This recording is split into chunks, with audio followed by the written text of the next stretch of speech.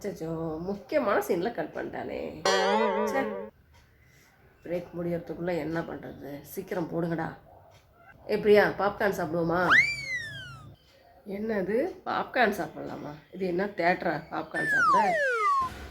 நீ வீட்டில் சீரியல் பார்த்துட்ருக்க, தேட்டர்லாம் படம் ஒன்றும் பார்க்கல, புரியுதா?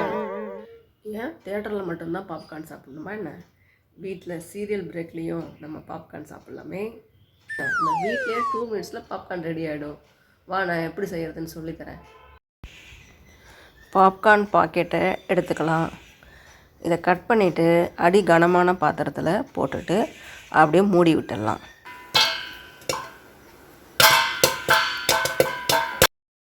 பாருங்கள், பாப்கார்ன் வெடித்து நல்லா சவுண்டு வருது.